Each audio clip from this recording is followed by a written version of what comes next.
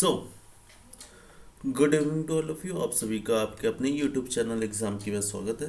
जैसा कि हम लोग सॉइल मैकेनिक्स पढ़ रहे थे,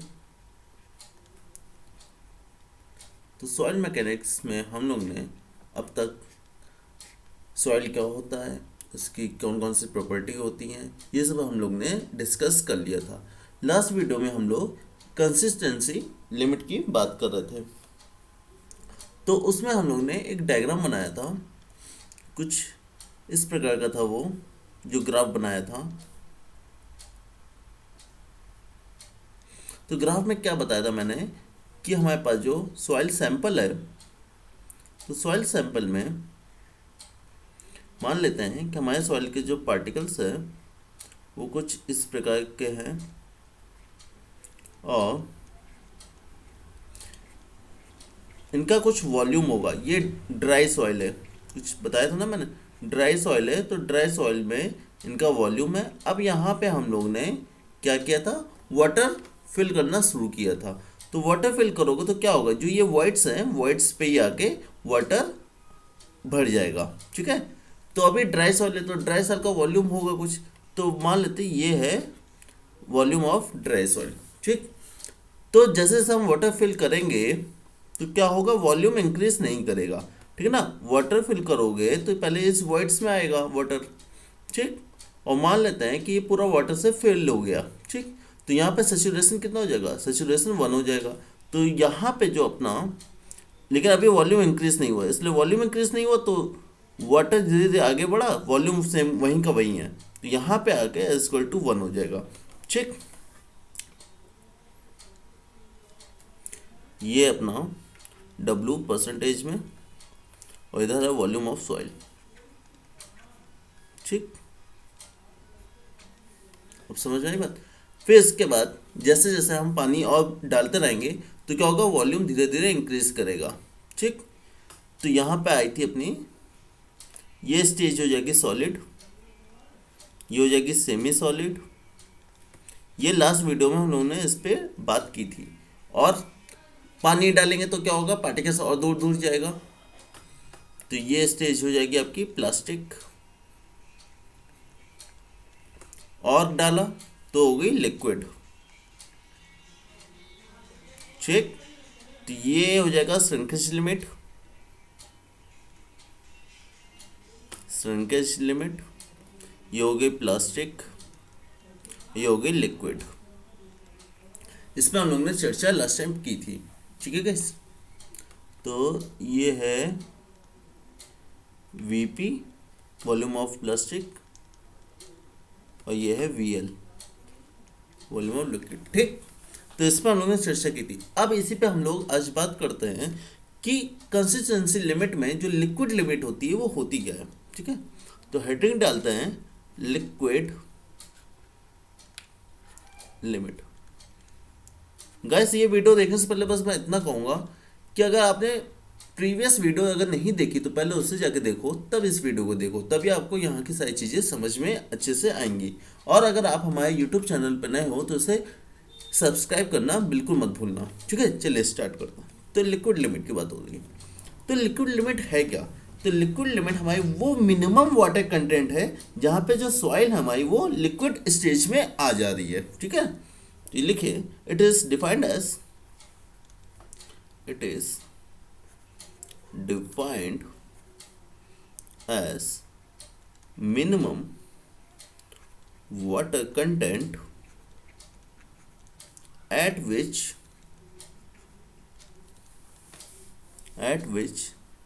soil is in liquid stage। ठीक है, of consistency limit, of consistency limit. ठीक, इसी में और लिख सकते हैं कि और इट में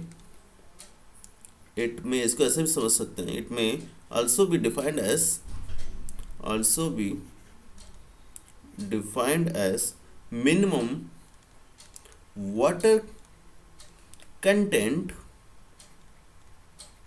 at which soil has tendency to flow.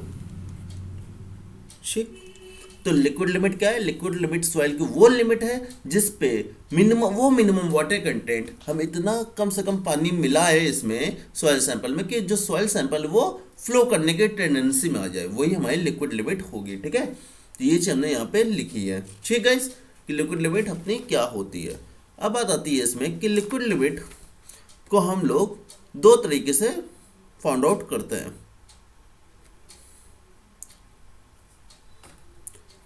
Liquid limit is found out using, पहला मेथड होता है अपना Casagrande method. Casagrande method. And second method है कौन पेनिट्रेशन मेथड। ठीक है, तो सबसे पहले हम लोग कैसाग्रांडे मेथड पे बात करते हैं। तो कैसाग्रांडे मेथड क्या होता है?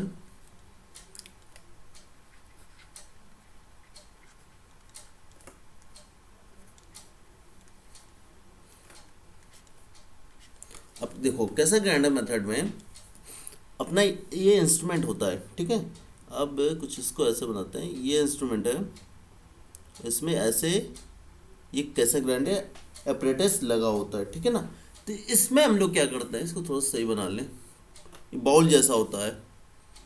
ठीक है, ये ठीक। अब यहाँ पे हम लोग सॉइल को फिल कर लेते हैं। ये अपनी सॉइल फिल हो गई। ठीक, अब यहाँ पे अपने पास एक कैसाग्रांडे नाइफ होती है। ठीक है, कैसाग्रांडे नाइफ होती है, वो कुछ इस प्रकार की दिखाई देती है। देखो वो कुछ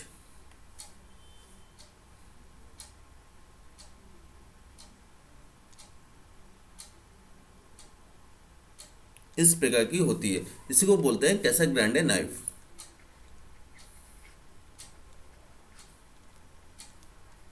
ठीक है, चाकू होता है।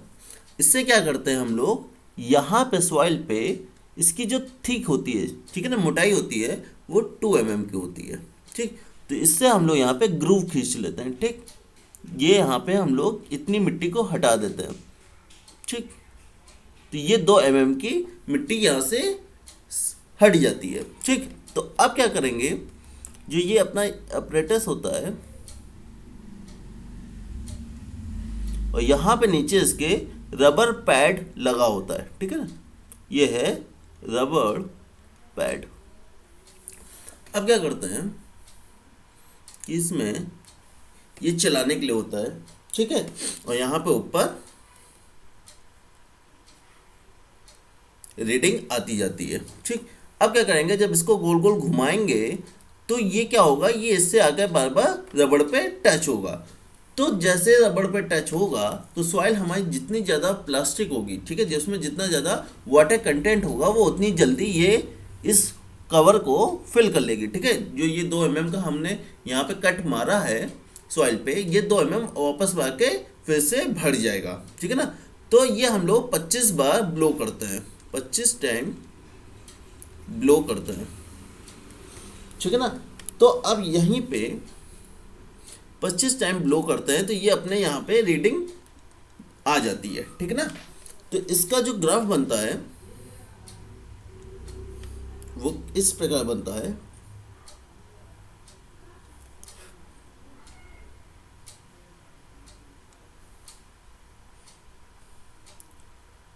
W1 W2 log N1 log 25 log N2। ठीक,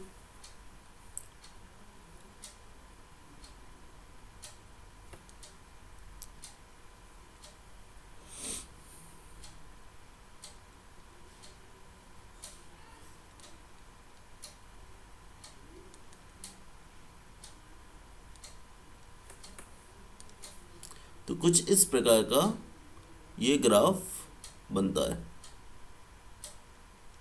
ठीक, ये होती है इसकी लिक्विड लिमिट। 25 बार में यहाँ तक आता है।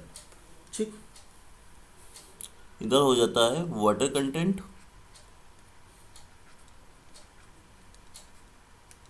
ठीक, और यहाँ है नंबर ऑफ ब्लोस, कितनी बार हमने ब्लो किया। ठीक, तो इससे हम लोग निकाल सकते हैं जो आपका स्लोप आता है ना, इस कर्व का जो स्लोप आता है वो फ्लो इंडेक्स को दर्शाता है। ठीक है ना, तो ये जो स्लोप आया है इस ग्राफ से, ये जो ग्राफ का स्लोप बन रहा है ये क्या दर्शाएगा, फ्लो इंडेक्स को। ठीक, तो इसका फॉर्मूला लिखते हैं फ्लो इंडेक्स का, I F equal to W1 minus W2 upon log N2 minus log N1। ठीक, इसी को हम लोग लिख सकते हैं W1 minus W2 log 10 N2 upon N1। ठीक, तो यहाँ से हमको पता चलता है जो फ्लो इंडेक्स होता है, फ्लो इंडेक्स वो डायरेक्टली प्रोपोर्शनल होता है 1 अपॉन शियर स्ट्रेंथ के। ठीक है भाई, ये चीज समझ में आई। तो ये इस प्रकार हम लोग कैसाग्रांडे के थ्रू लिक्विड लिमिट निकाल सकते हैं। ठीक है, जितना 25 ब्लो में भाई अगर मान लो कि अपनी सॉइल में वाटर कंटेंट कम होगा तो 25 से ज़्यादा ब्लो करने पड़ेंगे, तब ये आके ग्रूव ये फिल होगा। अगर लिक्विड लिमिट ज़्यादा है, मतलब वाटर कंटेंट हमारे सॉइल में ज़्यादा है, तो 25 भी नहीं मारने पड़ेंगे, 10-12 ही बार ब्लो करने पे ये जो हमने यहाँ पे ग्रूव किया है वो फिल हो जाएगा। ठीक है, तो इस प्रकार हमें लिक्विड लिमिट सॉइल की पता चल जाती है। इसी में सेकंड मेथड है कोन पेनिट्रेशन मेथड।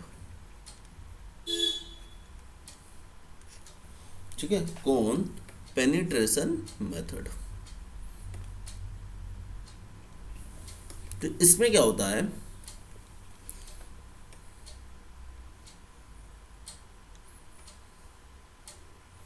अपने पास एक निडल होती है। ठीक है, कुछ इस प्रकार की, और यहाँ पे हम लोग सॉइल सैंपल को रखते हैं।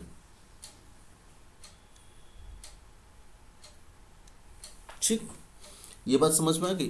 तो सॉइल सैंपल को रखने पे क्या होता है कि अभी जो हमारा यहाँ पे निडल लगी है इसी के ऊपर हम लोग ग्रेजुएटेड स्केल लगी होती है। ठीक है, तो जैसे ही हमारी निडल सॉइल सैंपल के टॉप सरफेस को टच करती है तो हमारे यहाँ पे ग्रेजुएटेड स्केल में 0 होता है। ठीक है, अब इसको हम लोग 25 सेंटीमीटर तक अंदर फिल करते हैं, अंदर पेनिट्रेट करते हैं, ऐसे समझो कि अंदर पेनिट्रेट करते हैं। ठीक है, 30 सेकेंड में। तो 30 सेकेंड में हमें 25 mm तक पेनिट्रेट करना होता है। ठीक, तो जितनी भी हमारा वाटर कंटेंट होता है तो जो लिक्विड लिमिट होगी वो हमारे ग्रेजुएटेड स्केल पे आ जाती है। तो इस प्रकार भी हम लोग कोन पेनिट्रेशन से हम लोग इस सॉइल सैंपल की लिक्विड लिमिट फाइंड आउट कर सकते हैं। ठीक, तो ये बात समझ में आ गई। अब इसी में आता है अपना प्लास्टिक लिमिट। ठीक, तो नेक्स्ट हेडिंग डालते हैं। तो लिक्विड लिमिट क्या होती है, लिक्विड लिमिट को कैसे हम लोग फाइंड आउट कर सकते हैं, ये चीज हमने देख ली। नेक्स्ट आता है प्लास्टिक लिमिट। अब प्लास्टिक लिमिट में क्या होगा कि प्लास्टिक लिमिट को हम लोग ऐसे डिफाइन कर सकते हैं कि वो मिनिमम वाटर कंटेंट जिस पे सॉइल जो है हमारी प्लास्टिक स्टेज पे आ जाती है। ठीक है ना, तो plastic limit is defined as plastic limit is defined as minimum water content minimum water content at which soil is in plastic stage of consistency ठीक। तो हमारा वो मिनिमम वाटर कंटेंट जिस पे सॉइल हमारी प्लास्टिक स्टेज पे आ जाए तो वो हमारी प्लास्टिक लिमिट होती है। या इसको हम लोग ऐसे भी लिख सकते हैं, इसकी दूसरी डेफिनेशन कि at plastic limit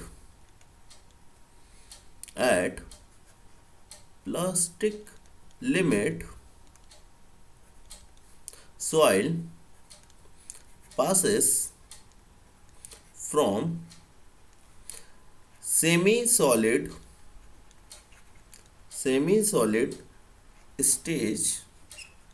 of consistency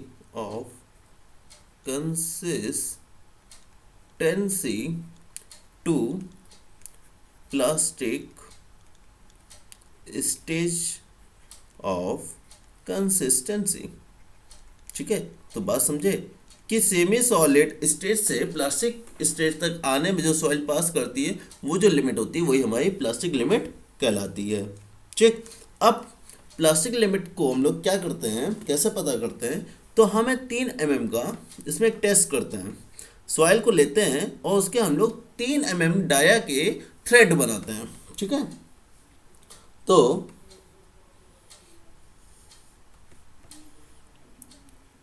soil sample के हम लोग 3 mm के हाथ से थ्रेड बनाते हैं। ठीक है, और इस थ्रेड को हाथ से बनाने पे क्या होता है, हीट जनरेट होती है, हाथ से हीट आएगी तो उससे क्या होगा, इसमें क्रैक्स आएंगे। ठीक है ना, और यही क्रैक्स हमें प्लास्टिक लिमिट को दर्शाते हैं कि प्लास्टिक लिमिट यहाँ पे है। ठीक, तो ये बात हमें पता चलती है कि किसी सॉइल सैंपल की प्लास्टिक लिमिट को हम लोग बोलते हैं थ्रेड टेस्ट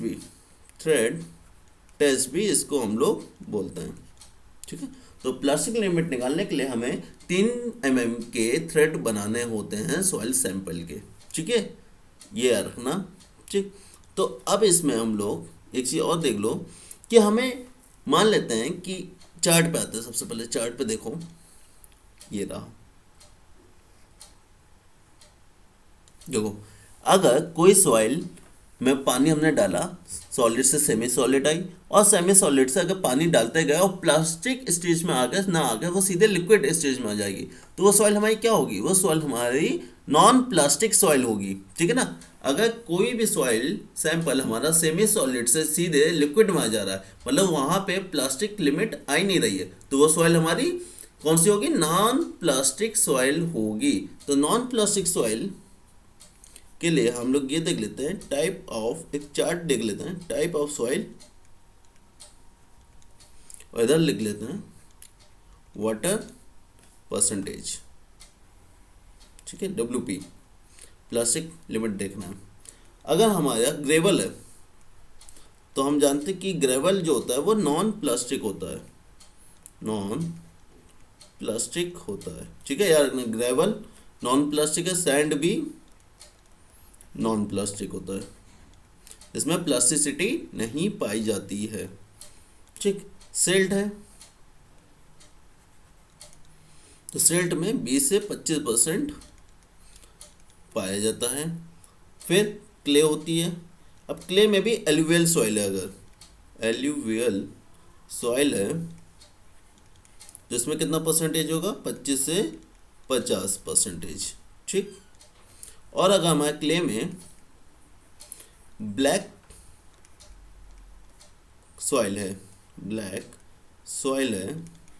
तो इसमें कितना होगा, 200 से 250%। ठीक, तो ये याद रखना। ठीक, अब बात आती है इसमें नेक्स्ट श्रिंकेज लिमिट की। लिक्विड लिमिट हो गया, प्लास्टिक लिमिट हो गया, अब आता है श्रिंकेज लिमिट। क्योंकि हमने देखा था, हमने लिक्विड लिमिट जान लिया, प्लास्टिक लिमिट जान लिया, अब देखेंगे श्रिंकेज लिमिट को। ठीक,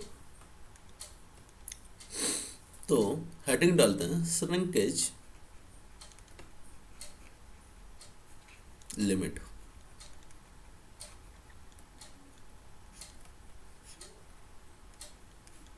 तो श्रिंकेज लिमिट क्या होती है, इसकी डेफिनेशन देखते हैं कि वो मैक्सिमम वाटर कंटेंट जिस पे क्या होगा, हमारा जो फर्दर रिडक्शन है इन वाटर कंटेंट का, वो does not lead to any decrease in volume. ठीक है, तो या इसको हम लोग ऐसे भी डिफाइन कर सकते हैं कि वो मिनिमम वाटर कंटेंट जिस पे सॉइल जो होगी वो कंप्लीटली सेचुरेट हो जाएगी। ये ज़्यादा अच्छे से तुम लोग समझ पाओगे।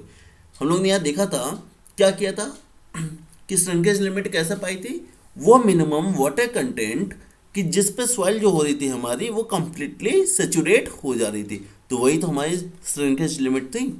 ठीक, तो इसको ऐसे लिख लो कि it is defined as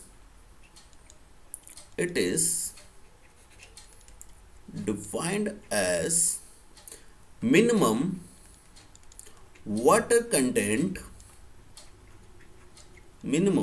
water content at which soil can be completely saturated। ठीक, जब हमारी सॉइल कंप्लीटली सेचुरेट हो जाएगी तो उसको हम लोग श्रिंकेज लिमिट में रखते हैं। ठीक है, अब श्रिंकेज लिमिट में तो हम जान के क्या है, अब श्रिंकेज रेशियो भी समझ लेते हैं साथ ही में। तो हेडिंग डालते हैं श्रिंकेज रेशियो। तो श्रिंकेज रेशियो क्या होता है कि हमें वो रेशियो लिखना होता है कि it is defined as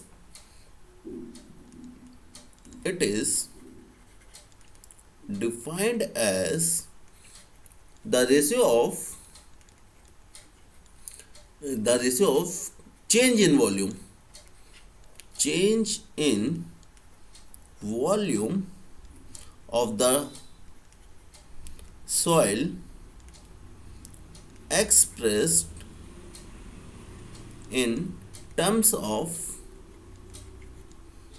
it, किसके रेस्पेक्ट में करते हैं, ड्राई वॉल्यूम के ना, terms of it dry volume to the corresponding change in water content above shrinkage limit. ठीक, तो ये होता है श्रिंकेज रेशियो। इसको हम लोग शो करते हैं आर से, मतलब कि हमें वॉल्यूम जो चेंज हो रहा है वो किसके रेस्पेक्ट में चेंज हो रहा है, ड्राई वॉल्यूम के। तो V1 minus V2 upon VD, क्योंकि ग्राफ क्या बन रहा था, ग्राफ हमारा देख लो यहाँ पे, मैं ग्राफ से भी बता दे रहा हूँ।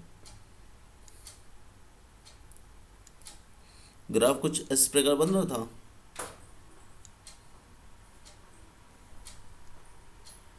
ठीक, इसको हमने क्या माना था, VD, ये इसको मान लो V2 और इसको मान लो V1। ठीक, ये क्या था, श्रिंकेज लिमिट, इसको मान लो W1, ये हो गया W2, जो हम लोग प्लास्टिक लिमिट और लिक्विड लिमिट मान रहे थे।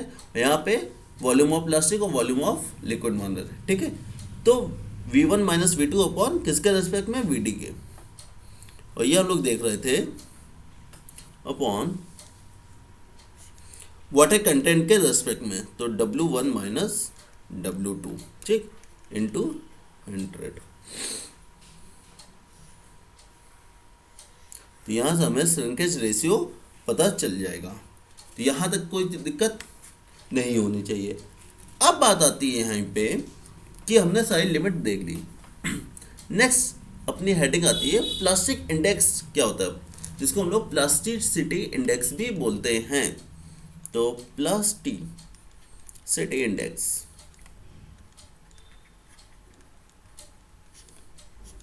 ग्राफ में देखो, ये जो है ना सेमी सॉलिड से लिक्विड तक का, इसी को हम लोग प्लास्टिसिटी इंडेक्स बोलते हैं, जिसको हम लोग आईपी से शो करते हैं। ठीक ना, तो range of range of consistency within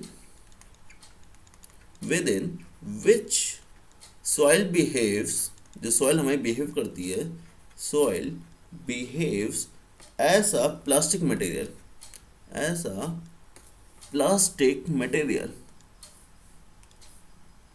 ठीक, plastic material is called plasticity index.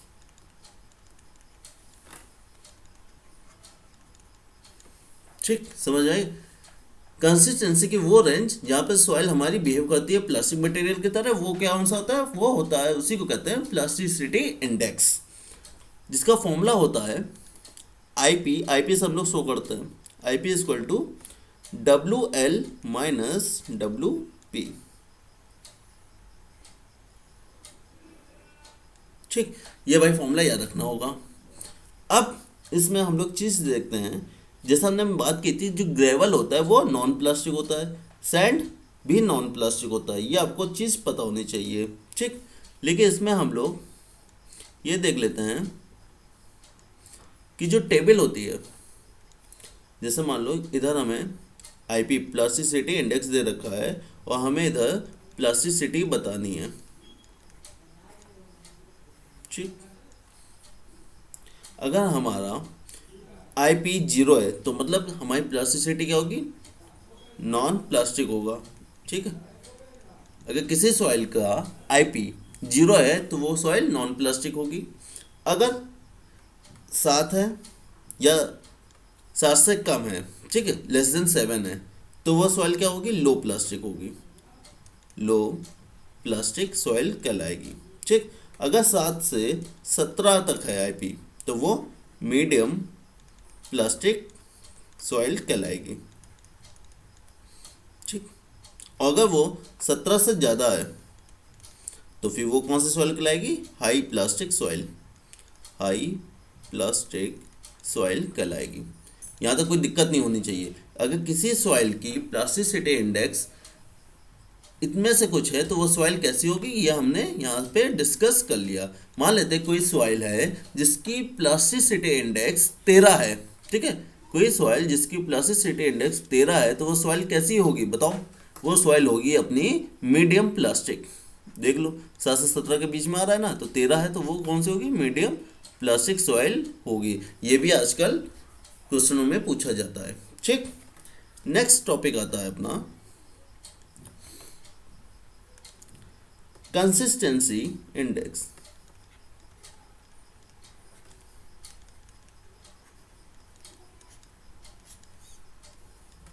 जो कंसिस्टेंसी इंडेक्स होता है, इसका जो फॉर्मूला होता है वो, इसको हम लोग डिनोट करते हैं आईसी से, जिसका फॉर्मूला होता है WL minus W upon IP।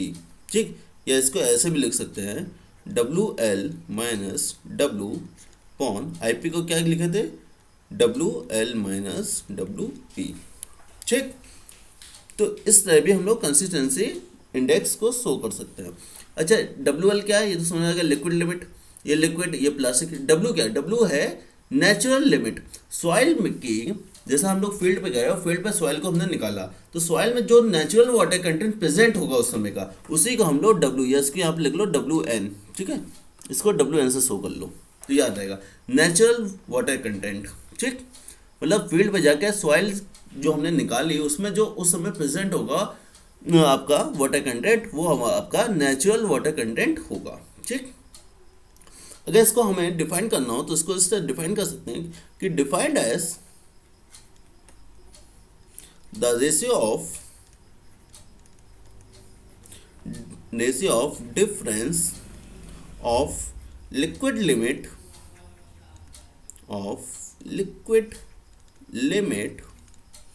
of the soil and its natural water content to its plasticity index, to its plasticity index. ठीक है, समझ में आ गया। इस तरह भी हम इसको कंसिस्टेंसी लिमिट इंडेक्स को डिफाइन कर सकते हैं। तो ये फॉर्मूला आपको याद करना पड़ेगा। ठीक,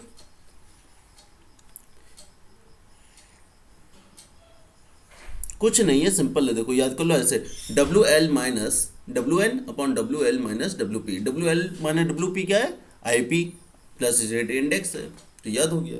ठीक, नेक्स्ट आता है इसी में लिक्विडिटी इंडेक्स। लिक्विडिटी इंडेक्स, अब लिक्विडिटी इंडेक्स की बात हो रही है तो इसको हम लोग शो करते हैं आई एल से, और इसका फॉर्मूला होता है W N minus W P upon I P. ठीक है, इसको ऐसे भी लिख सकते हैं कि W L minus W P upon W L minus W P. ठीक, ये होता है लिक्विड लिमिट का फॉर्मूला जो आपको याद करना ही पड़ेगा। तो एन क्या है, सेम नेचुरल वाटर कंटेंट। ठीक, इसको हम लोग डिफाइन कर सकते हैं कि it is defined as ratio of difference of natural water content of the soil and its plastic limit to its plasticity index।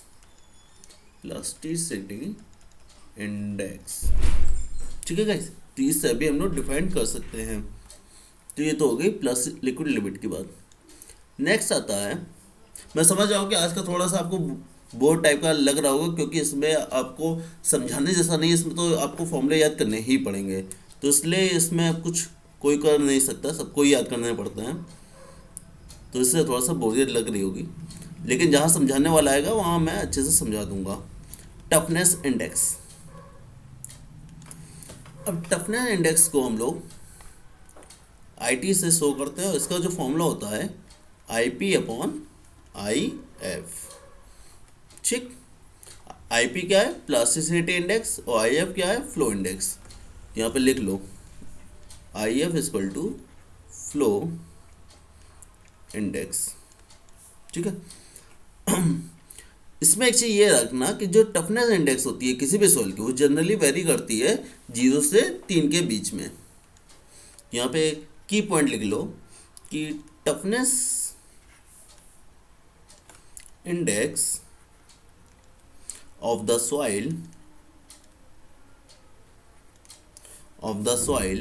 Generally varies between 0 to 3।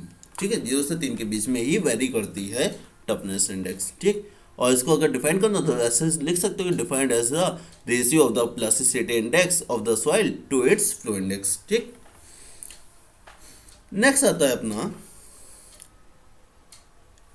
Heading आती है थिक्सोट्रॉफी। थिक्सोट्रॉपी। ठीक, अब ये थिक्सोट्रॉपी होती क्या है, ये थोड़ा सा अच्छी चीज़ है, तो इसको ऐसे समझो, जो थिक्सोट्रॉपी होती है, क्या किया हमने, यहाँ मैं समझाता हूँ। चलो, ये चीज़ फील्ड है, इस फील्ड पे आप गए और आपने यहाँ से इतनी सॉइल को कलेक्ट कर लिया, सैंपल ले लिया। ठीक है, ये सैंपल लिया, तो अब क्या होगा कि इसके जो पार्टिकल्स होंगे वो चेंज हो जाएंगे। ठीक है, पार्टिकल्स आपस से एक दूसरे के बीच की जो प्रॉपर्टी होगी वो चेंज हो जाएगी। तो अब प्रॉपर्टी जो चेंज हो जाएगी तो हमें मान लीजिए शियर स्ट्रेंथ उसकी सही से पता नहीं चल पाएगी, तो हमें क्या करना होगा, इस सॉइल सैंपल को ले जाके लैब में फिर से कुछ समय के लिए, कुछ टाइम ऑफ इंटरवल के लिए हमें छोड़ना पड़ेगा। तो इसके जो पार्टिकल्स होंगे वो वापस आपस में रीएडजस्टमेंट होंगे और फिर वापस हमें उसकी शियर स्ट्रेंथ पता चल पाएगी। तो सॉइल की वो प्रॉपर्टी जिससे वो आपस फिर से कुछ समय के बाद वो अपनी प्रॉपर्टी को गेन कर लेती है, उसी को थिक्सोट्रॉपी बोलते हैं। ठीक, यहाँ लिखो कि ऐसा लिख सकते हैं इसको कि थिक्सोट्रॉपी को मैं क्या लिखूं कि आपको अच्छे से समझ में आ जाए। तो ऐसा लिखो कि this property of soil, this property of soil by the virtue of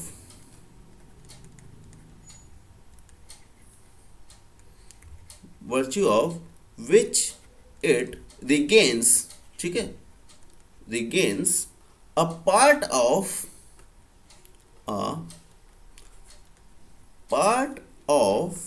its lost strength, जो अपने स्ट्रेंथ को खो देगा वो फिर से रिगेन करेगा। Loss strength at constant water content and volume of voids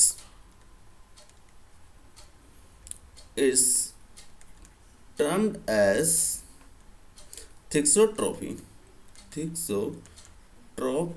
ठीक, तो थिक्सोट्रॉपी सॉइल की वो प्रॉपर्टी होती है जिससे वो अपनी स्ट्रेंथ को, जिससे वो अपनी प्रॉपर्टी को खो देती है तो कुछ समय के बाद वापस वो फिर से रिगेन कर लेती है, तो उसी प्रॉपर्टी को थिक्सोट्रॉपी प्रॉपर्टी बोलते हैं। ठीक, नेक्स्ट आता है इसमें सेंसिटिविटी।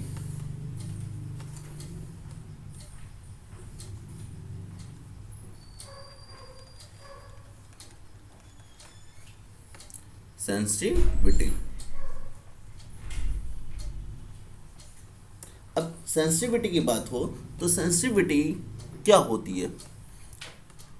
तो सेंसिटिविटी सिंपल सा अगर हम समझे कि अनकंसोलिडेटेड या ऐसा बोलो अनकन्फाइंड, ठीक है, unconfined undisturbed state, unconfined undisturbed state upon unconfined remodeled state। ठीक है, तो डिस्टर्ब और अनडिस्टर्ब कौन सा होता है सॉइल? कि मान लीजिए आपकी ये सॉइल है, ठीक है, ये सॉइल है, अगर इसके पार्टिकल्स डिस्टर्ब नहीं हुए तो वो अनडिस्टर्ब सॉइल होगी। अगर इसके पार्टिकल्स आपस में डिस्टर्ब हो गए तो वो डिस्टर्ब सॉइल कहलाएगी। ठीक है ना, तो ये तो बात हो गई डिस्टर्ब और अनडिस्टर्ब की। ठीक, तो इसको ऐसे लिखें कि due to permanent destruction of the soil solid, due to permanent destruction of the soil solid upon remolding,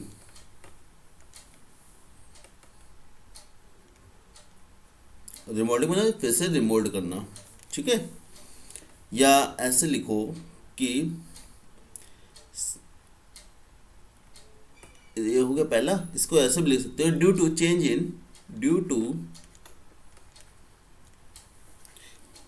in orientation of the water molecules in the adsorbed layer of soil solids। ठीक, जो water molecules के orientation में change होगा तो वो भी आपका sensitivity में होगा। तो हम ऐसा लिखें कि दिस लॉस इन स्ट्रेंथ, जो स्ट्रेंथ में जो लॉस होगा, this loss in strength of the soil is analyzed in terms of sensitivity। ठीक, सेंसिटिविटी, तो सेंसिटिविटी क्या है कि सॉइल की जो स्ट्रेंथ में लॉस हो जाता है, ठीक है ना, तो उसी को हम लोग सेंसिटिविटी के टर्म्स में एनालाइज करते हैं। ठीक, तो पहली चीज़ क्या है सेंसिटिविटी, एक बार फिर से समझ लो। सेंसिटिविटी सॉइल की स्ट्रेंथ में जो लॉस हो रहा है उसको सेंसिटिविटी कह रहे हैं। और फिर जो स्ट्रेंथ लॉस हो जा रही है, ठीक है ना, हम किसी भी सॉइल को सैंपल करने के लिए लेते हैं तो उसकी स्ट्रेंथ में लॉस हो रहा है वो सेंसिटिविटी, और कुछ समय के बाद छोड़ देने पर सॉइल वापस रिगेन कर लेगी अपनी स्ट्रेंथ को, उसको थिक्सोट्रॉपी बोलते हैं। ठीक है, तो जैसे कि शक्तिमान है सॉइल, ठीक है, शक्तिमान अपनी स्ट्रेंथ को खो दिया तो वो क्या हो गया, सेंसिटिविटी हो गया। लेकिन कुछ समय के बाद उसने तप किया और जप किया और योग किया, उससे उसकी स्ट्रेंथ वापस उसको मिल गई, तो उसको क्या कहेंगे, थिक्सोट्रॉपी। ठीक है, इससे अच्छा एग्जाम्पल नहीं हो सकता। तो सेंसिटिविटी भी बता दिया और थिक्सोट्रॉपी भी मैंने बता दिया। अब इसमें एक आखिरी बचता है एक्टिविटी नंबर, वो भी देख लेते हैं। एक्टिविटी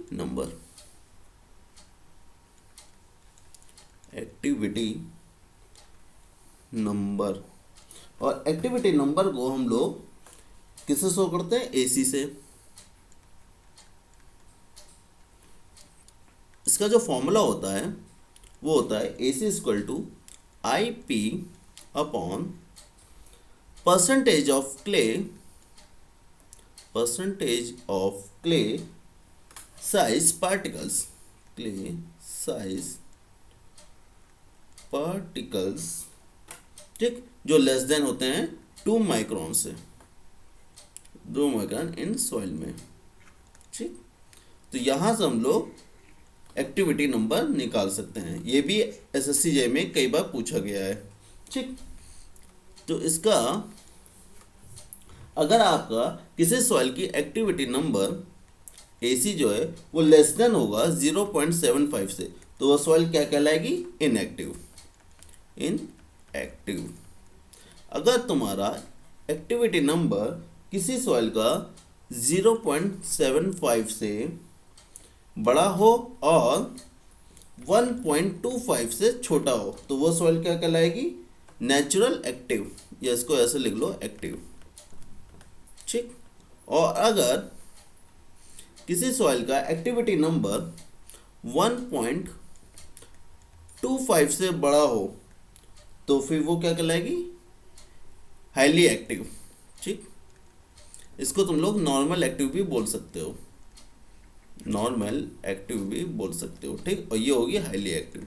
ठीक है, तो ये चीज़ भी तुम्हारे पेपर में पूछी जा सकती है कि अगर कोई सॉइल जिसकी एक्टिविटी नंबर 1 है तो वो क्या होगी, तो वो नॉर्मल एक्टिव होगी, क्योंकि 1 आपका 0.75 से 1.25 के बीच में आएगा।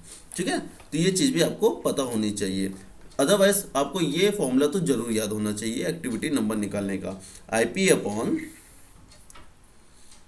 Upon percentage of clay particles less than 2 micron in soil. ठीक, तो यहाँ पे आज आपका फर्स्ट चैप्टर खत्म होता है। तो इसके जितने भी हम लोग न्यूमेरिकल करने होंगे या इसके ऑब्जेक्टिव क्वेश्चन होंगे वो हम लोग नेक्स्ट वीडियो में कर लेंगे। तो आई होप गाइस कि आपको इसकी सारी चीज़ें अच्छे से समझ में आ गई होंगी। अगर फिर भी कहीं आपको कहीं डाउट होता है या कुछ होता है तो आप उसको कमेंट में मुझसे पूछ सकते हैं। तो आई होप गाइस कि आपको ये वीडियो अच्छा लगा होगा, आप इसे अपने दोस्तों में शेयर कीजिएगा। वीडियो अच्छा लगा तो लाइक कीजिएगा, और अगर आप हमारे यूट्यूब चैनल में नए हो तो इसे सब्सक्राइब करना ना भूलें। जय हिंद, जय भारत।